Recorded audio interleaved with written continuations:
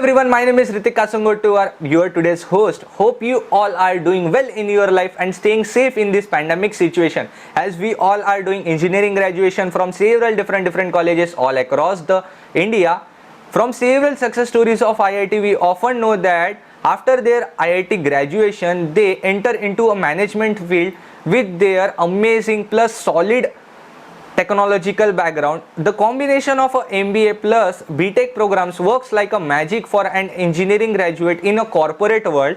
It is possible for us to join a company and continue on the company sponsored MBA program.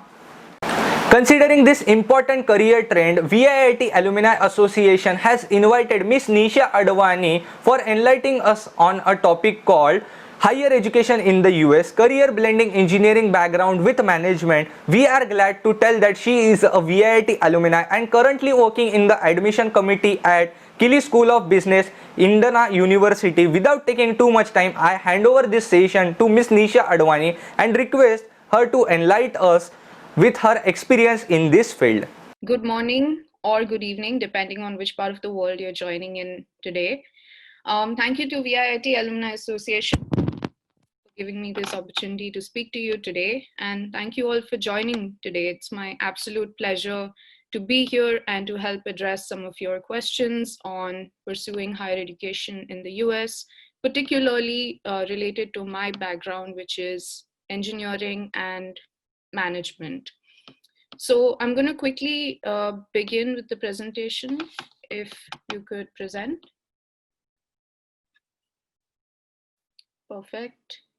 I hope everyone can see this. I sure can.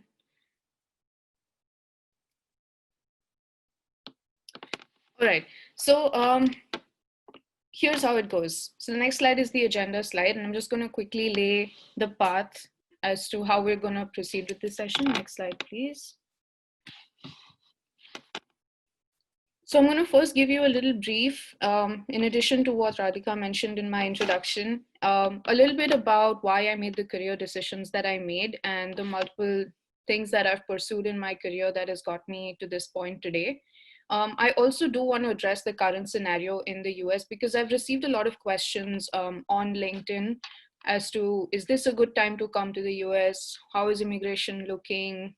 Recession, all of that stuff. So I'm going to tell you, I'm not an expert, but this is just from my experience of being here, living here, studying here, and looking for a job here right now. So that's a little bit about that. Another question I often get is, should I study in India or should I go abroad? And I won't tell you the answer to that, but I'll tell you how to think through that decision. And a basic brief on MBA versus MS. This is very common. You can probably find it anywhere, but I'm just briefly going to touch upon that a little bit in case you're confused. And then I'll talk a little bit about some broad career options at the intersection of technology and business.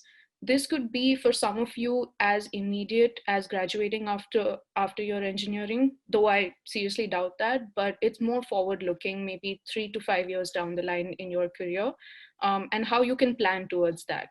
And towards the end, I'm going to give you 3 things that I would want you to start doing right away, and then we can open up for questions. So I estimate this should take about 20 minutes or so, hopefully, and then we can open up for questions. Next slide, please.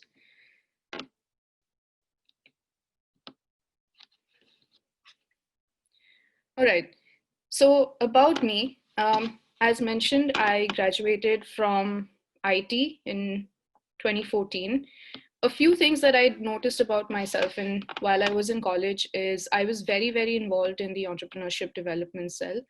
I chose to mention this because I think that was the time when I started discovering during my engineering that I really have a penchant for business and for management. And that's when I started thinking about wanting to eventually pursue a management degree at some point in time. So all of my extracurricular activities, whether it was Perception, Computer Society of India, or EDC Leading Vishwapreneur at that time, I think it all gravitated towards that same goal. Eventually, out of college, my first job was as a software engineer. I had the opportunity to work in the e-commerce space, very interesting, very exciting space at that time. But I was working as a coder, which was great because it laid the foundation that would later go on to help me understand how technology can actually be used for business, used to make business better. During this time, I actually started thinking about wanting to pursue my MBA, and I began to apply to business schools. I had a business idea at that point, and I applied for a fellowship to Stanford. I was selected in the top 50 finalists in India, and that's it. After that, I didn't get any interview calls from any business school, and I pretty much failed in that first attempt applying to B school. So I went back to the whiteboard and I didn't give up on my dream because I knew that I still wanted to do something in business or management. And so I changed my profile within Sybase. I worked a little hard to do that, but eventually I got into a business analyst role. It was pretty well timed because my company was launching a new product for the first time, and I got to work on the marketing and sales of that product. So it gave me exposure as an engineer for the first time of frontline sales, directly talking to clients and bringing business into the company. Also, it gave me an opportunity to interface with the product owner and the CEO to position this product, and that taught me a lot about how new products are brought to market.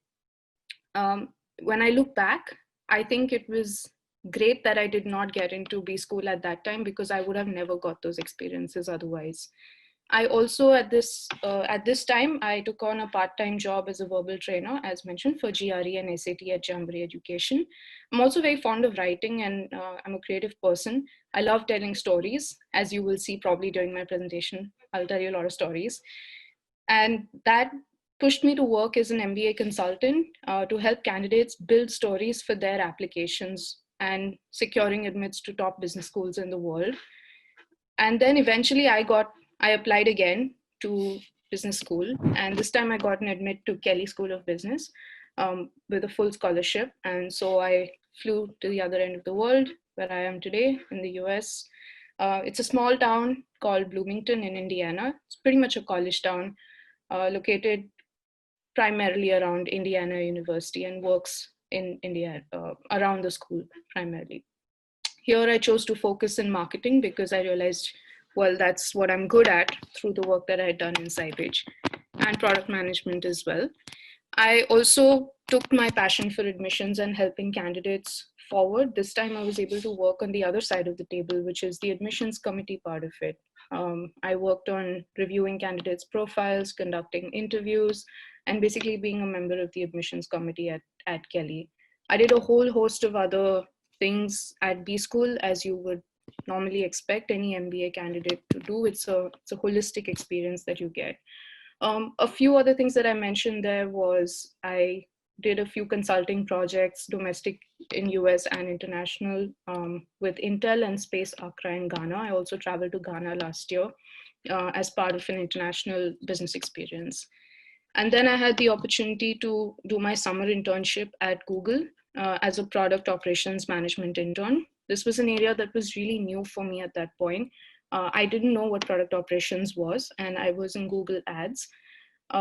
So it was new. It was a lot of stakeholder management, a lot of data analysis, and those kind of things. Eventually, I graduated. It's been over a month now since I've graduated, and my next step would be to look for an opportunity where I'm able to create value. This is primarily what I'm passionate about, to create value through technology and responsible business. So that's where I am right now, and that's a little bit about me. Hopefully you understand, and that'll help you maybe think through some of the things, because I know a lot of aspects here are relatable to many people I talk to or I meet.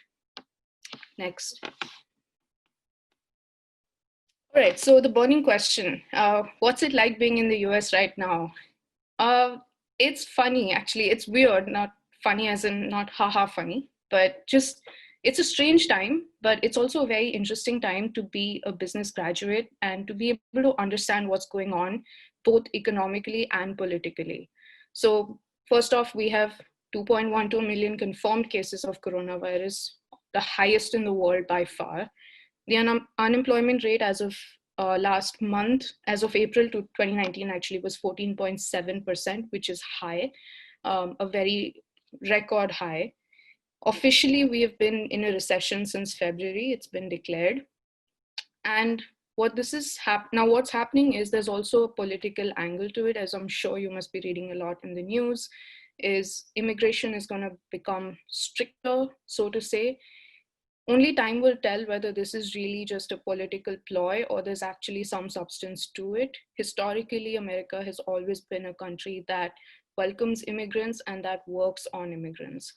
Um, However, there have been some news that H-1Bs or OPT programs are going to be suspended because Americans need employment. As you can see, the 14.7 number is very, very high. So they want to give preference to their own citizens before they take care of immigrants. So that's something that I put a question mark there because only time is going to tell. In fact, later this week, there's going to be some news or some declaration by the Trump administration about what they're going to do in immigration. And of course, then we have the upcoming elections in November, which is going to be a game changer. I think those are things that are burning issues right now. And of course, we have the protests about Black Lives Matter. So overall, it's pretty unstable right now. The politics, the economics, everything is unstable. The good part about it is that a recession is a great time to actually pursue your higher education. So if you are, say, in your final year or you're on the brink of graduation, you just graduated, if you're considering doing a master's at this point, it's probably a good idea because you are shielded from all the unrest that's going on in the economy. And that's something to keep in mind. It's not a good time to graduate into a recession like me, unfortunately, but it's a great time to actually be in school at that point, because by the time you graduate, it's 2 years out, the economy has picked up and your opportunities are fresh at that point. And there's another point that I mentioned there, that admission numbers have been declining across the board, especially for MBA programs and so to a certain extent masters as well. There are multiple reasons for that, shifting trends towards online education. So full-time MBA programs are typically seeing lower enrollments because of the opportunity cost involved. You have to leave your job for 2 years and join this program. And GMAT takers are low. So in general, there have been a lot of global trends that are showing declining numbers in terms of admissions. Even our class size at Kelly is actually shrinking. It's become a smaller class. Next. All right, so a lot of people ask me this question on LinkedIn or people I chat with. Should I do my master's in India or should I go abroad? Now, I'm going to caveat this and say it's really a personal choice. And I don't mean to sound all MBA-ish and say it depends, but it really does depend. All right. And that, what does it depend on? So I'm going to tell you a few factors to consider when you're making this decision, whether that decision is today or it is 2 years down the line or it is 5 years down the line. The things that you need to think about, to really, really think about if you want to make the right decision are: one, what are your medium to long-term professional and personal goals? So for me, my personal goal was that I always wanted, and I wanted a global experience. I always wanted to be abroad. It was a dream for me to study in the US. Now, probably not a dream to settle in the US, but definitely to study in the US. So that was my personal goal. My professional goal was I want to get exposure, and then I want to bring that experience back to India, to my country, and contribute to the growth and emergence of our economy. So those are my professional goals. You need to figure out what are your professional goals, whether that is coming to the US and making a life here and settling down, or you want to be in India. If you want to stay in India, you want to understand the Indian economy better, then you're probably better off studying in India because you'll be able to understand it from the lens of India. But if you want to have a more global perspective, you want a different kind of experience, you want to challenge yourself, you want to move out of your comfort zone, then consider going abroad. And by abroad, I don't mean just US. I'm talking from a US perspective, but any country would give you that experience. Given the current situation, immediately, Europe is a little dicey right now in terms of where their economy is headed and the damages that the virus has done for them, plus a lot of uncertainty in that region as well. Uh, US is, of course, I mentioned because of immigration. Canada is a very hot place right now for, especially for Indian candidates going, because their immigration is more friendly. But I imagine because there's a lot of sudden influx of people in Canada, that Canada is also going to very soon start putting barriers and clamping down on immigration as well. The second thing that you would want to consider is your financial health and your family's financial health. Now, this is important because not a lot of students at this age would really think about that. And I'm not saying that that should make or break your decision, but it's definitely something you want to consider. Because I know a lot of my friends and my classmates who have come here. Well, studying abroad, first of all, is not cheap, okay? It's very expensive. And I have a lot of classmates who've come here, taken loans, and graduated into a recession. Now, that's a tough spot to be in. And that's stressful, not for just for you or for the person, it's also stressful for your family. So you do want to consider that. Try to look at schools or opportunities where you have better opportunities at scholarships. I am grateful to have had a full scholarship. And so I'm not in that boat of having a huge debt on my head and having to pay off a dollar loan, uh, and have to come back to India and try and pay off a dollar loan here, which is a very big deal for most people. So do consider those aspects as well. Talk to your family, talk to your well-wishers, figure it out. If you do plan to pursue an education, studying in India is definitely, I wouldn't say, it is kind of cheaper if you do a direct conversion, of course, although there are a few Indian universities that are on the expensive side. But overall, cost of living would be lower. And if all things considered, studying in India would definitely be more affordable than studying anywhere abroad. So do consider that factor. The third thing I think I mentioned a little bit already is look at the employment opportunities and connect that to your medium and long-term goals. So is your goal to work in the country that you're going to study, or do you want to just study there and then bring that education and come back to your home country? That's something that's a decision that you're going to have to take. If you want to work there, uh, connect with people who have already done what you have done. LinkedIn is available. I appreciate all of the requests that I keep getting on LinkedIn. People asking me about my experience and why I did what I did. And I think that's really important. That's key. Understand how immigration in that country works. What are your prospects? What is your plan B? And what's your plan C if that doesn't work as well? What's the economy of that country look like? What are experts saying about the projections? Is that going to be a strong economy? Is it going to be a weak economy? Because you're not thinking about just 1 year or 2 years down the line. You're probably thinking 5 years, 6 years down the line. It's more longer term. So do a little bit of research. Trust me, it pays off. And then what's the kind of educational experience you want? So I was someone who wanted to have a whole package. I had never lived away from home. That was a personal goal for me, that I wanted to move away from home just because I want to be independent, not because I'm tired of my parents. I miss my parents. I get terribly homesick. But I just wanted to push myself out of my comfort zone. So I wanted that experience. I also wanted the experience of more internship or more interactive based education, which I felt that I would not get given the structure of pedagogy in India. So the kind of educational structure we have in India doesn't support really what I intended or wanted out of my experience, especially in my postgraduate experience. So that was something that I was looking for, which US fulfilled for me. And then the last thing that you want to consider is competition. Where do you stand? Okay, not everyone, like, you need to understand what are your strengths, what are your limitations, what is your potential, where do you have the maximum opportunity of making it, because it is competitive. Remember, we're 1.3 billion of us Indians all over the globe, right? So it is competitive.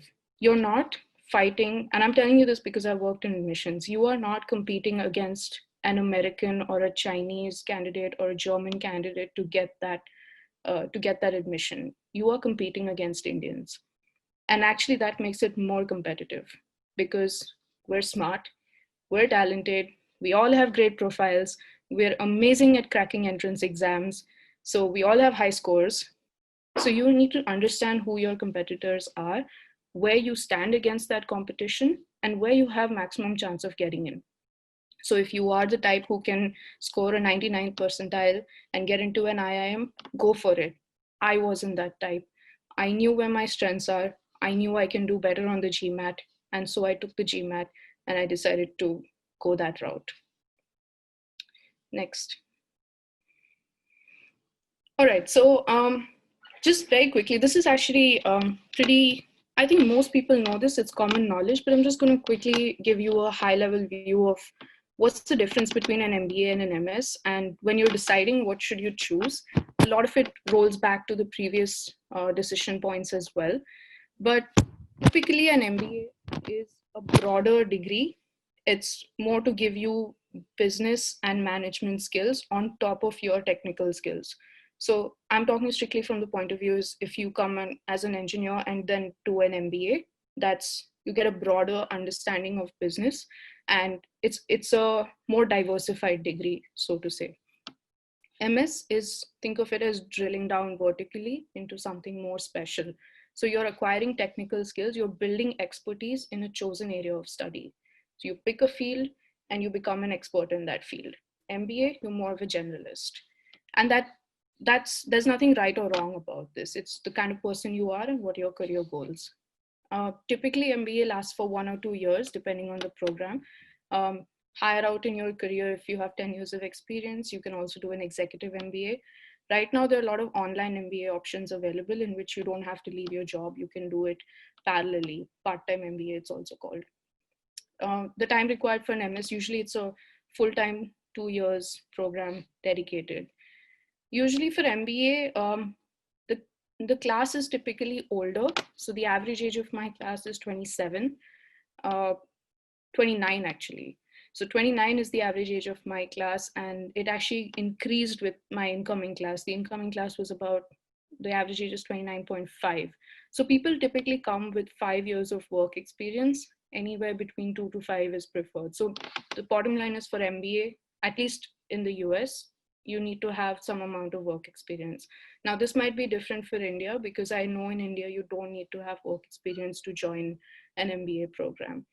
However, I will caveat that when you're sitting in a classroom and trying to understand business decisions and business concepts, you really need to apply and put yourself in the shoes of the decision maker. And if you haven't had any corporate work experience, it's really, really hard to do that. So if you are thinking of an MBA eventually, do get some work experience before you do an MBA, whether it's in India or US, even though India doesn't require it. US does.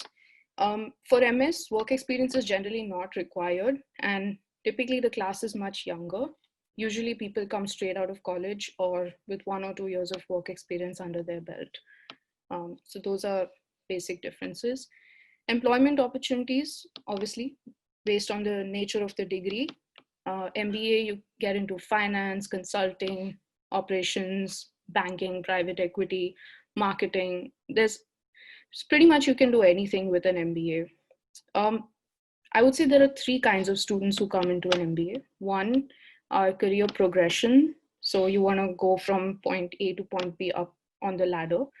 Or there are career switchers, which means I'm doing X, but I want to do Y. I want to switch my function or I want to switch my industry. Then that's a profile of students that typically do an MBA.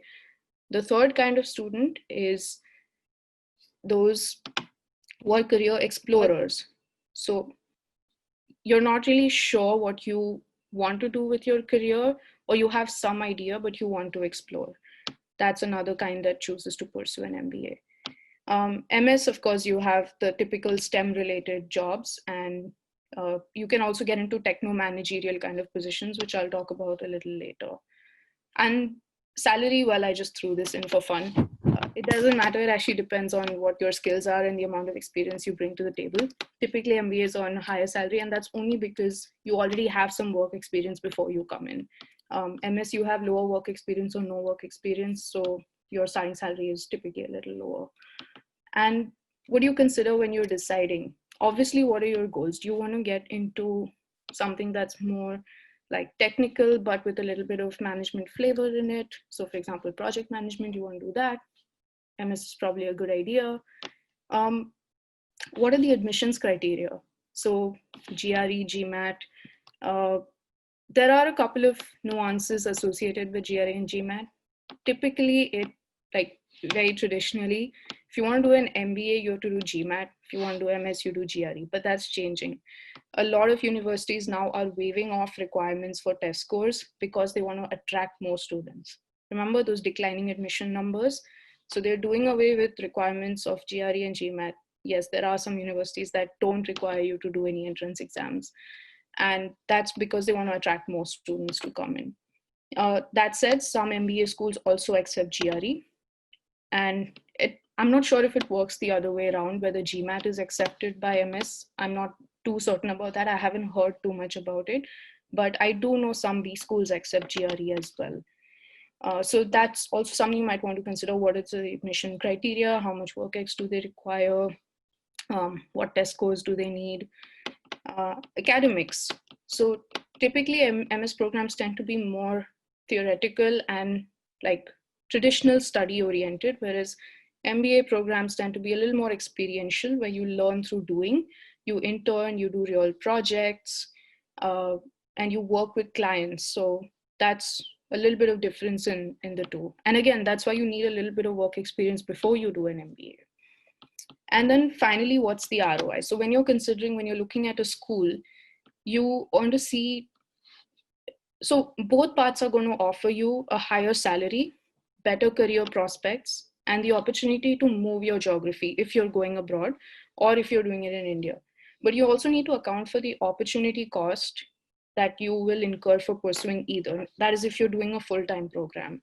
If you're already employed, you're going to have to resign. So you're going to lose 2 years of salary and you're going to get, or 1 year, depending on your course, and you're going to get that 1 year gap, right? So you also have opportunities at scholarships.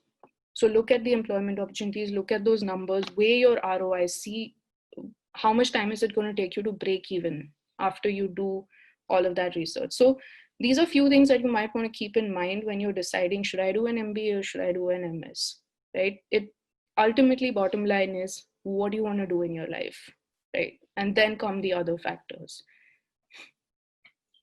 Next.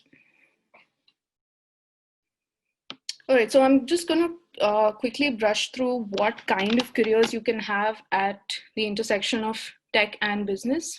This is an area which excites me a lot. I personally love using technology for good and helping clients, helping businesses, helping people, consumers, and society get better and create value through the use of innovation and technology. Now, this list is by no means exhaustive. This is just my understanding and division, broad division of careers based on my understanding of the market and whatever I have learned in my past 5 or 6 years of experience.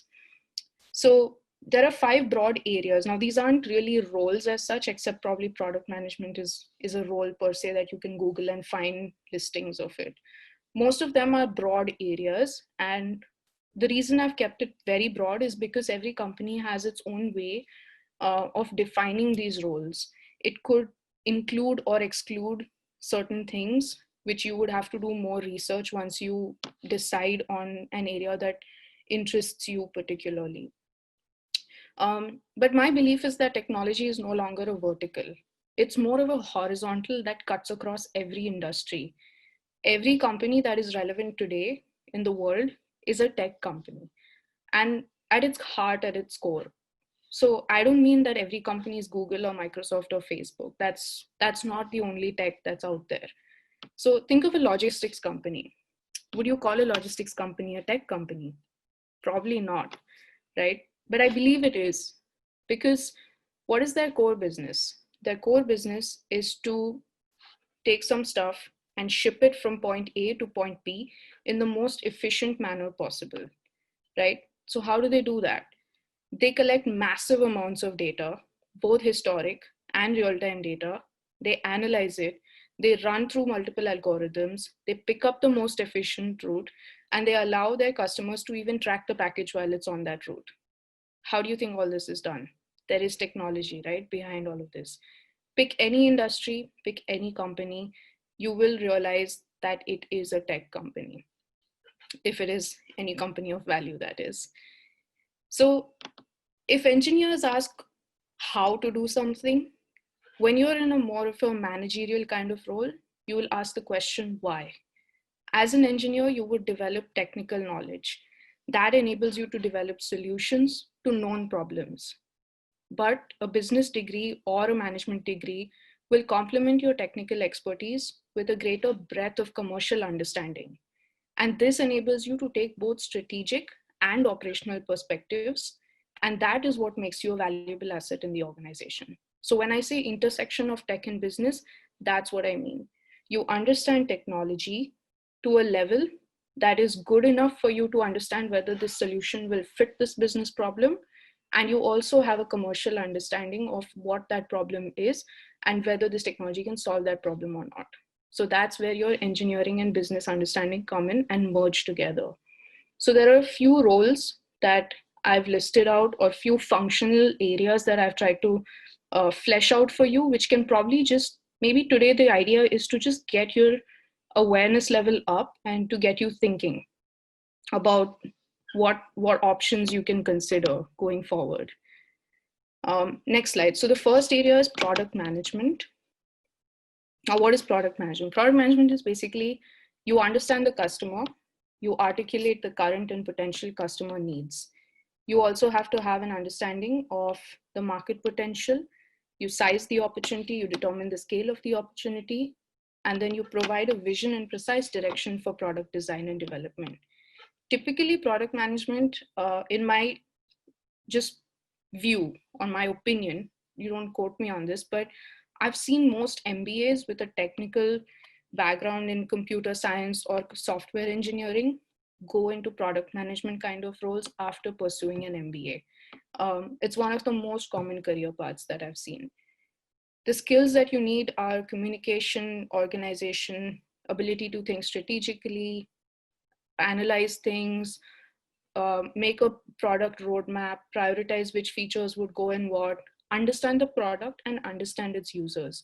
And very often you're also responsible for the profit and loss of the product. You're also responsible for sales and marketing. So in general, you are kind of the CEO of this product. Now, depending on the size of the organization, say for example, you're working in a large organization like Google, and you're working on Google Ads, which is their flagship product. There's no one product manager who owns Google Ads. It's a team. And there are multiple teams that work together to build that one big product that you see out there in the market. So it also involves stakeholder management. It involves influencing without authority. These are the kind of skills that you would need if you choose to pursue product management as a degree. It's a very exciting space to be in, and it's very, currently it's quite in demand, and a lot of engineers are getting into product management because that's the perfect sweet spot of taking your technical understanding with commercial understanding and marrying them together. Next. Another area that a lot of engineers tend to pursue after, again, I've seen consulting both from MS degrees as well as MBA degrees. Both these streams tend to contribute or tend to be the feeder to consulting. Tech consulting, operations consulting, management consulting, there are a lot of different kinds of consulting. And basically what is consulting? It's like giving your expert advice to people. So if you love giving advice to people, and you're an expert in a particular area, or you want to develop expertise in a particular area, then you can consider consulting. Obviously, it requires a solid technical understanding, and it also requires a solid business acumen. There are different umbrellas under consulting. So there's management consulting, strategy, technology consulting, supply chain and operations, HR, financial advisory. And if you look at terms like HR and financial advisory and things like, if you think, oh, I'm an engineer, I can't do HR, well, you're wrong. It's not really, you're not doing HR. You're being a consultant to an HR company, right? So there's a difference in that. Typically, these are shorter duration projects. Some can go on for years. So it's, Usually you have shorter projects and they rotate pretty fast. Usually at the early stage of your career, you begin very broad. You touch multiple areas, you deal with multiple clients, multiple functions and technology practices. And then eventually, as you progress in your career, you start narrowing down and you specialize in one vertical or one industry. That's typically how it works. You require some sense of commercial awareness, very good numerical skills, attention to detail, analytical problem solving skills, interpersonal skills, teamwork, client interaction. All of these skills come in if you're trying to pursue a consulting kind of role. It's pretty competitive. And to break into this industry, yes, it's pretty competitive. And you usually have a well-defined career progression. You start as associate consultant, senior consultant, I believe manager, then associate director or partner, and then partner, senior partner.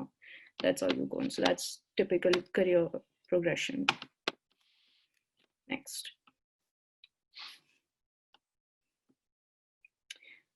Data and analytics is probably one of the most hottest areas for recruitment currently, and one of the most exciting. So if you are really passionate about coding, but you don't want to just code for, I don't know, just for the heck of it, but you actually want to code because you want to support or enable business decisions, data and analytics is the place to be.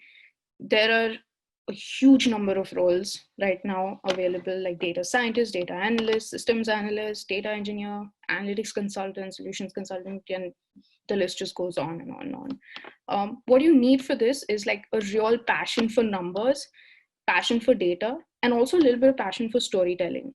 So when you see numbers, you're curious about it. You want to find a pattern and you want to use that to tell a story, right? That's basically in a nutshell what it's about. How do you extract those insights? And how do you communicate the insights that you extract to your audience? So visual communication, graphs, charts, interpreting those graphs, having some coding background as well helps. So R, Python, understanding SQL, pay attention in those SQL classes. I'm telling you, even as an MBA, I had to do SQL. And I still remember my third year engineering when I was writing Select Star. Okay, so that's going to help you like throughout your life, especially today, because every company collects data and requires you to understand how to use that data, irrespective of the function that you are in. You do have to understand databases, of course, how data is collected, how it is stored, and how you can extract it to get those insights. Next. All right, marketing and sales. Now this one is interesting. Traditionally, you would not consider marketing and sales to be an intersection of tech and business, right? You think it's more of a business function, pure business function, but actually it's not. I'm currently looking at a lot of jobs. I'm personally interested in product marketing and technical marketing. So that involves taking technology and interpreting it to a non-technical audience, pre-sales, technical sales. So you are interacting with customers, you have a solid understanding of the technology, you're taking that understanding of the technology and you're solving a business problem. Or you are positioning a product and communicating the value of that technology to a non-technical audience. So for example, if you're trying to sell Zoom as a solution to a user who doesn't understand what cloud is or what online portals are and how they work, how are you as an engineer or as an engineer with understanding of management communicating that to the end user? That is, again, intersection of tech and business. You understand technology, you can communicate it to a non-technical user. So you get to work closely with your customers, with product teams, many other stakeholders as well. It involves communication. Typically, you're more closer to the customer in these kind of roles, which is what we call downstream roles in marketing. So if you think of a stream, downstream is where you're closer to the customer, upstream is where you're closer to product. So product management is more of an upstream role because you're working on product, and then customer is downstream. So marketing, sales, all of those are more like downstream roles. Next. And then finally, we have more techno managerial roles. Now, this is a very exciting area to a lot of younger engineers who do MBA or MS rather. either of those works for these. I've seen more MS go in rather than MBA. And it's also the most common organic career progression. So say, for example, your first job out of college is software engineer. You'll eventually progress to senior software engineer, team lead. And then that's where your techno managerial starts kicking in. Team lead, project management, those kind of skills. So in addition to understanding the engineering side and the coding aspect of it, you also start building some business, project, resource, budget allocation, those kind of management. Your ability to plan comes in. Very often you interact with clients, you represent your team of engineers outside, right? So those are techno managerial kind of roles. You are also a trusted technical advisor to your clients as well as to internal stakeholders in your company. So those are some techno managerial kind of roles that also you can consider. Next. Okay, so my final parting words of advice, and after this we're going to open up to Q&A.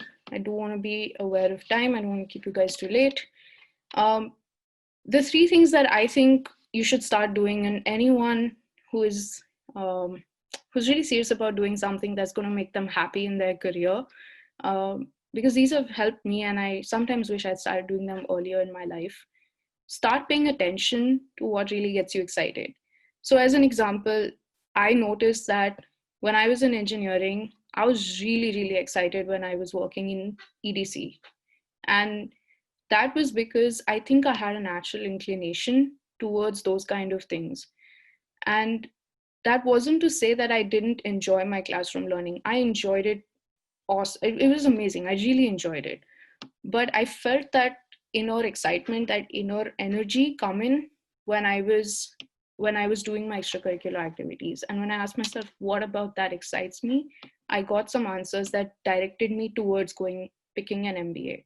And I was noticing that I'm happy when I do these kind of jobs, or when I do this kind of work, I'm happy. So I think my first ask of you would be, just start noticing. When are you happy? What excites you? Who do you talk to that excites you? What about that interaction excited you? Right? Just start paying attention to it.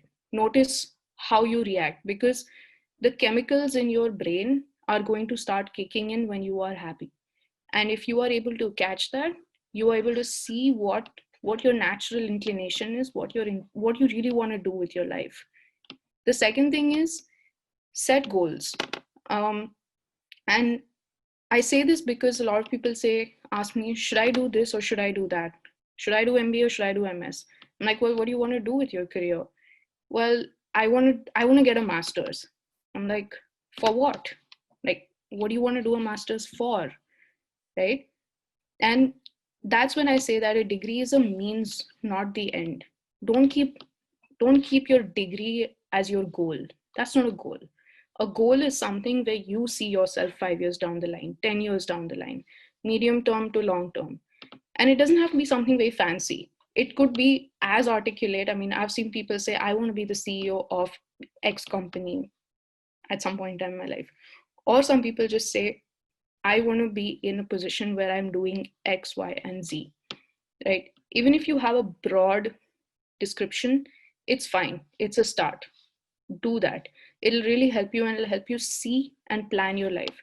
And how will that goal come? You can't just sit there and start penning down your goals, right? It's going to come from item number 1, where you start seeing things that are exciting you, things that are making you happy. You connect that, create goals out of it. What can I do with this?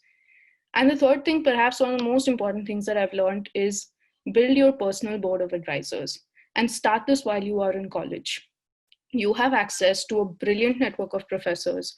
You have access to a brilliant network of peers, and I would like to think a brilliant network of alumni, all right? So use all these resources. Build that board of advisors who you can go to at whenever you need to take a decision in your life. So I have a personal board of advisors where I have 4 people who sit on that. And these are not my family members. Of course, my parents, I do consult them for decisions, but they're not on my board of advisors. My board of advisors are my mentors and people who understand me, people who know what excites me, people who know my goals, and they are invested in my success. And I take multiple opinions from them whenever I need to take a big decision in my life. This wasn't done overnight, right? I couldn't just say, okay, you are on my personal board of advisor, I'm going to call you.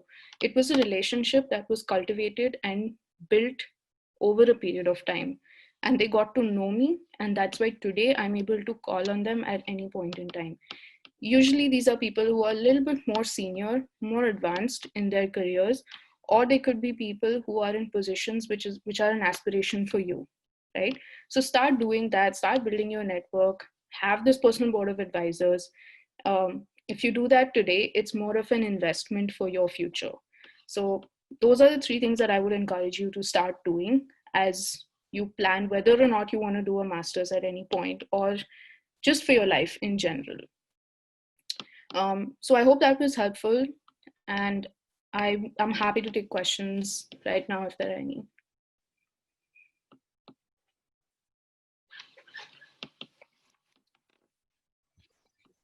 Okay, we have a question from Sampati Vakharkar.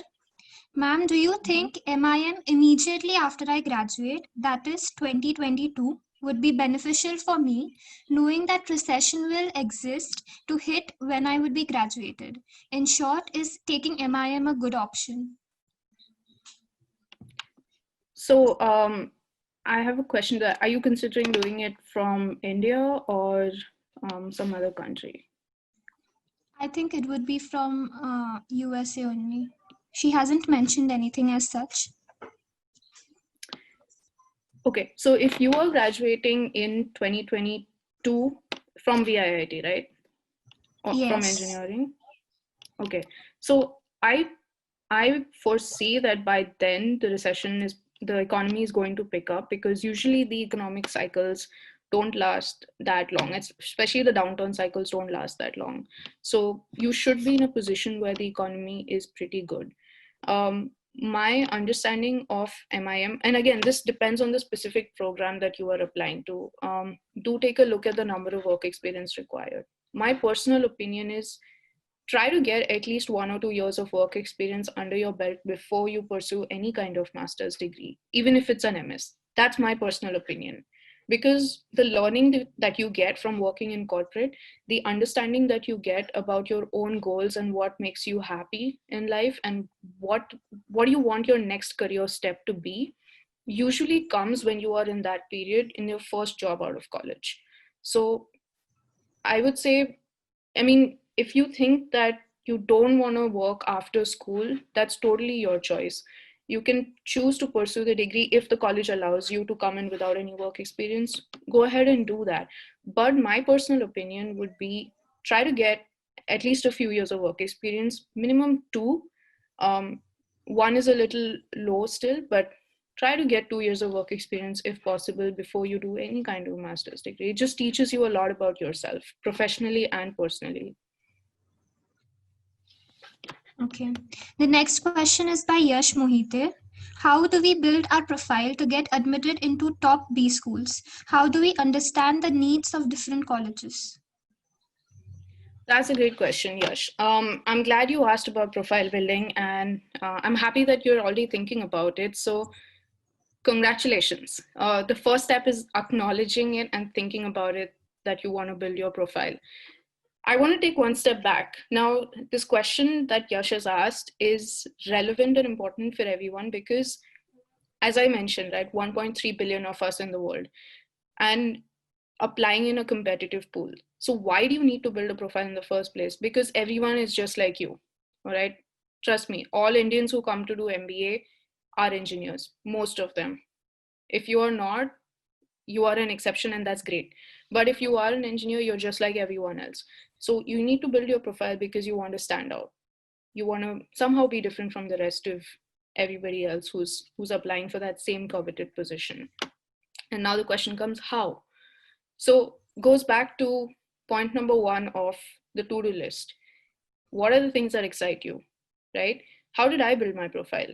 So the reason I got rejected the first time I applied to B schools was because I had very rookie kind of technical experience, 2 years of coding experience, applying to an MBA program with the aspiration of getting into product management wasn't really a strong profile to stand out.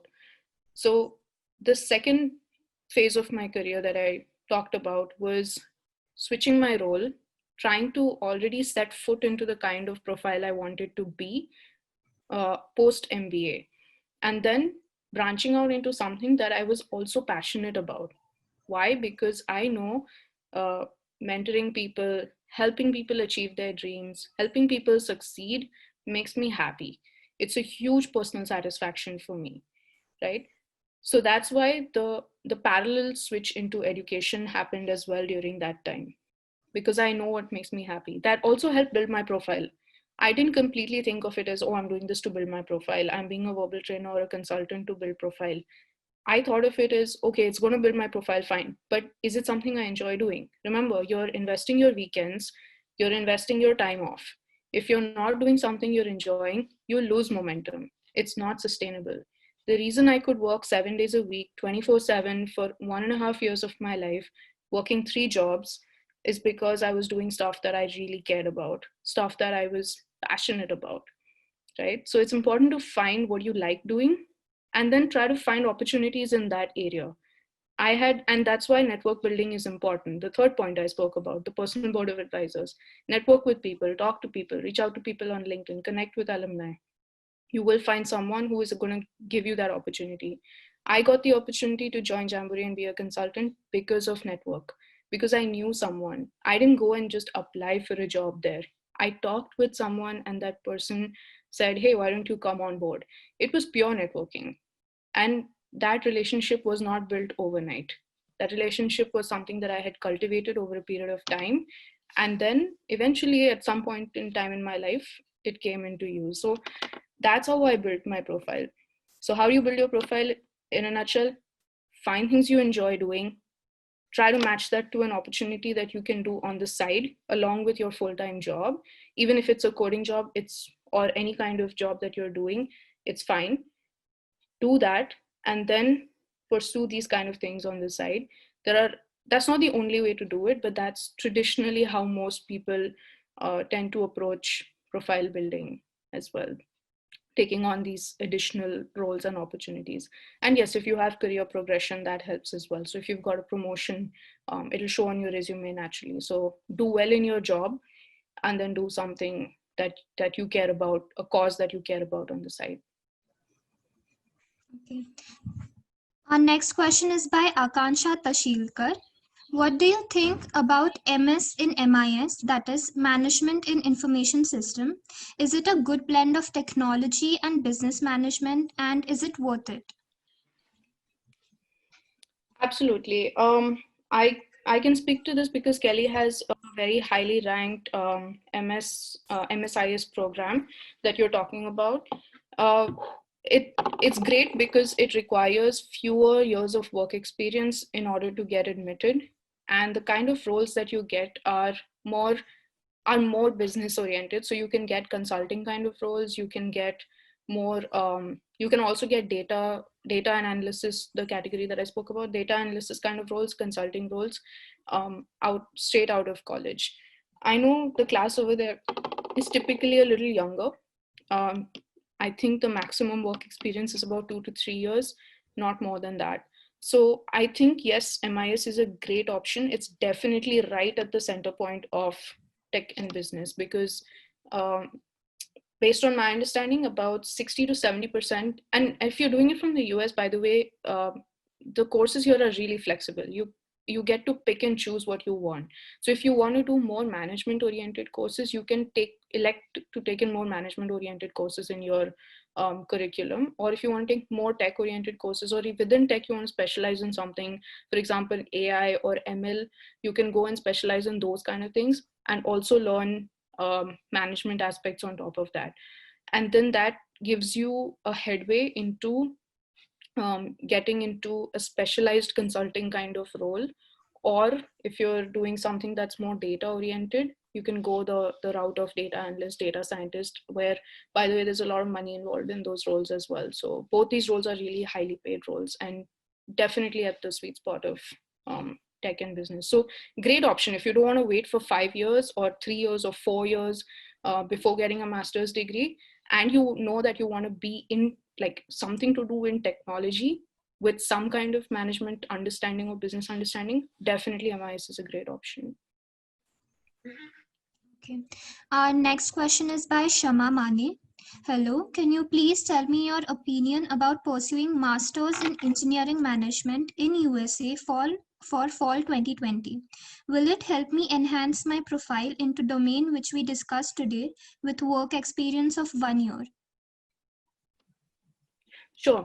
I don't know much about the specifics of Masters of Engineering Management per se, but based on my very broad nascent understanding of that degree, I think it'll probably prepare you more for techno managerial kind of roles.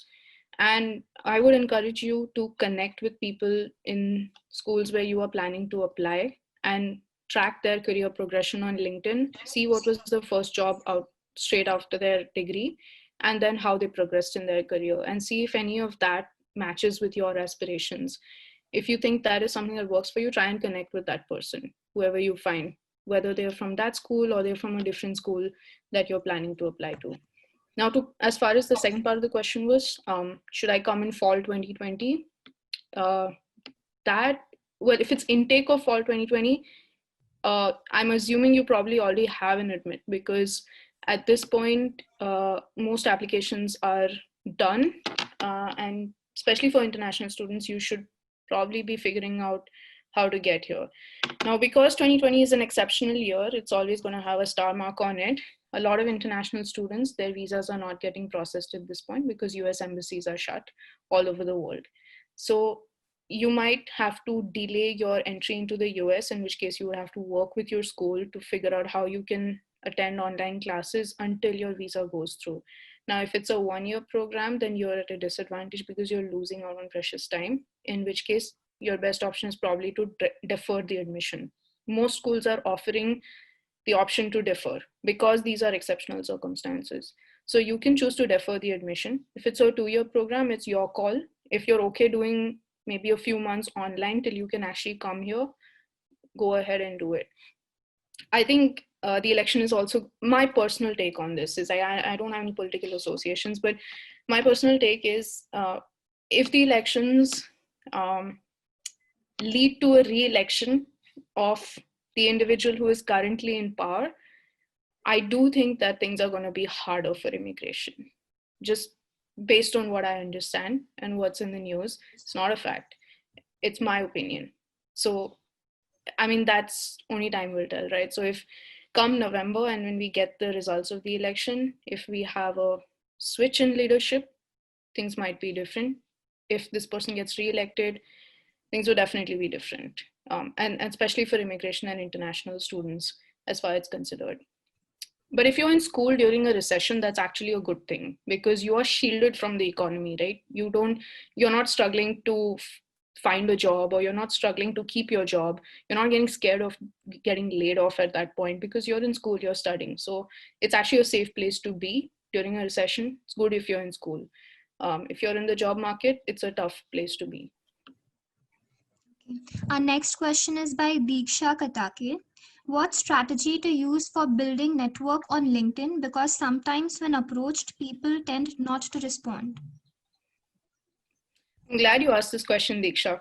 And I actually wanted to bring it up, and you reminded me with this question. So I get a ton of requests on LinkedIn, and I sometimes don't accept them because I don't know why this person is connecting with me. See, you have to understand everyone is busy in their own life. You are busy, I'm busy, everyone's busy. If there's a specific purpose for which you're connecting with someone, LinkedIn has an option to add a note. Always add a note. Always say why you are connecting with this person. Hey, I'm a student in 3rd year in VIIT doing my engineering in computer science. I'm interested in pursuing a career in marketing and came across your profile. Would be interested in connecting with you to understand your experience. That's it. Gives me an idea of why you want to connect with me, and I'm more likely to accept that connection. Even when I send connection requests to people, I always put a note. Unless I know that person. So if that person is a classmate, you don't have to say, hi, I want to connect with you. They understand. I mean, if they're a classmate, they know why you're connecting with them. You just want to build the number of connections on LinkedIn. But if you're connecting with an alum, or if you're connecting someone in the industry who you don't know, but you have some common connection to, do write a note and just mention in 1 or 2 lines why you're connecting with that person. That is going to increase your hit rate. Okay, the next question is by Yash Mohite. After having completed our MBA abroad and working there, do we have employment opportunities in India? That's a really good question, Yash. I am trying to answer that question myself as well. Um, Again, I would say 2020 is a star year. And what was true in other years may not necessarily be true in the year that we are currently in. So yes, if you talk about opportunities, there will always be opportunities. It's not like there will be no opportunities. However, I think you need to understand the value of the degree that you're going to bring. So for example, whatever degree you're going to pursue in the US or anywhere in the world, is that degree valued in India? Is that degree valued all over the world? So that's one thing you want to consider. And when I say value, um, it's more not just the ranking, but is that degree recognized in India when you want to work? The second thing is, if you want to work in India, um, it, you need to understand why you are going abroad, right? Is it just because you want to have exposure and experience, or is it something else about the abroad experience that you want to integrate with your experience when you come back to India? Make sure you're able to tell that story to your potential employer. So when you're talking to someone in India, say 3 years down the line, once you're graduated with your US degree and you want to come back to India and you're looking at opportunities, it's all about telling the right story, making sure that your potential employer or whoever you're networking with or talking to understands why you are making that switch. Why are you in the US and looking for a job in India? Not because you don't want to find that you couldn't find a job in the US, it's because you really want to come back to India, and this is what drives you about that job. If you're able to communicate that story well enough, you're able to make your case and really explain the why to your employer, for which you need to understand why first yourself. I don't think it's a tough sell. I think it'll work perfectly fine. The second thing that I would say is start building your network right now while you are currently in India. In India, connect with people in the industry, set that foundation before you leave the country, and then so that when you come back, you have already like a list of people who you can contact potentially, right? So start working on building that network right off the bat, and maybe set up conversations, have a chat with that person, say, hey, what are your thoughts about studying abroad? See how that person thinks. See what are their responses to hiring somebody who comes back um, with a degree from the US. So I think play it by the ear is what I would say. There's no set paradigm as to yes or no, there are no opportunities. I think it depends on how you tell your story, who you know, and how you pursue that opportunity. Next question is by Yash again. How was your MBA experience with international exposure? Does it make a difference professionally? Oh yeah, absolutely. I would say my MBA experience was probably one of the best decisions of my life. It challenged me both personally and professionally. Personally, of course, because I'd never lived outside of India, visited, of course, but never lived outside of India, and never lived away from home. Right, so I never even lived in a hostel or anything of that sort. So this was my first time actually being independent, taking decisions for myself, doing everything on my own. And believe me, in the US, like you have to do everything on your own, right? From your laundry to your taxes to budgeting to finance to cooking your own food, everything. And I think that taught me a lot. On the professional side, um, I was able to explore areas that I had not really explored. So, for example, my internship at Google, product operations. In my mind, product operations was something that it was more supply chain kind of related, but I was working in operations for a software for a product that is not tangible. It's Google Ads, right? It's something you see online. So that operations is very different. It involved launches, it involved conducting betas, it involved synergizing between the frontline sales and support teams and the backend product teams and large customers, small customers, getting inputs from everyone and filtering that to product. When product makes a launch, getting all of that stuff and sending it, making sure that customers and everyone is aware of it. So playing that, it's almost like being in an orchestra and being like the conductor of the orchestra. That was product operations, completely new area for me. Um, at one of my projects, I worked with a startup in Ghana, where I went to Ghana, and it started off as a marketing project. That's what they said. We have a marketing problem. But when we went to the country, we interviewed the candidate, observed their behaviors, we realized it's more of a management consulting issue. It's a typical startup scaling problem. And we suggested organizational restructure, things around management consulting. So it taught me to think on the fly, taught me to interact with clients, how to handle that interaction where you tell the client that your problem is not what you think your problem is. Your problem is actually this. How do you handle that interaction without hurting someone's ego, right? And telling them, you're not telling them that you don't know what you're talking about. You're just trying to tell them in a polite way that I don't think this is the problem. I think this is the problem.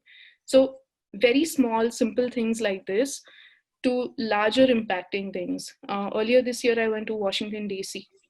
I learned about how government and business interacts. How does lobbying work in the US? All of those kind of things. So those were all new experiences. And I think the MBA really, challenged me, pushed me out of my comfort zone, um, challenged me to explore things that I had never explored before, gave me opportunities to work on projects and areas that I had no idea about, and I had to learn on the fly. So I think it's been a great experience and totally worth the 2 years that I invested.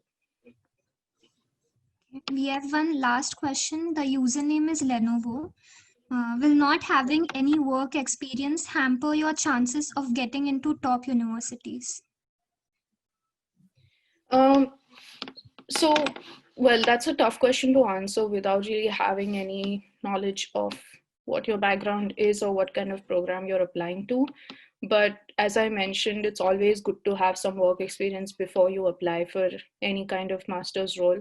I do know people who, again, apply for MS or MIM kind of roles where they have typically lesser number of years of work experience and they're more younger in their careers or they're fresh out of college. MBA requires definitely more work experience. It's extremely rare that you would find a fresher candidate get into an MBA program. And since you're talking about top ranked universities, I haven't seen it. You'd probably have one in a class of 600, and that one is probably going to be someone completely exceptional. So if you are that exceptional person, then so be it. But usually people apply with experience, and it helps, right? Because it helps you articulate your story better. It helps you articulate your goals. At the end of the day, whether you apply for an MS program or an MBA program, the first question that they're going to ask you on the application is why. And if you don't know the answer to why, obviously it's going to hamper your chances of getting in. Okay. I think we are done for the Q&A session. Thank you for answering all the questions. I further hand over My to the pleasure. faculty coordinator for the vote of thanks. Thank you. Okay. From the ENTC department, thank you, Nisha, for such a great and fruitful session. Hope this session will help the students, those who are really interested to pursue their higher education in USA. On behalf of VIT Alumni Association, I would like to thank to Nisha for spending such a great sessions. I also like to thanks to participants who are spending and giving their valuable time and active participation. I also like to thanks last but not the least our technical support coordinators is a Huawei. Thank you once again, the Nisha, for such a great session for the students. Thank you so much. This was completely my pleasure. And if there's any way that I can help out further, please connect with me on LinkedIn. Definitely, And thank you, definitely, VIT. Yeah. definitely, we are looking forward. Sure. And good luck to all the participants. I wish you all the best in your careers. Okay, thank you so much. Over to Radhika. Yes, thank you, Nisha. I hope everyone had a good time, and thank you, Nisha. The session was really insightful. We got to know all the details about MS in USA and your experience. It was really amazing. Thank you. Thanks. Thanks for inviting me.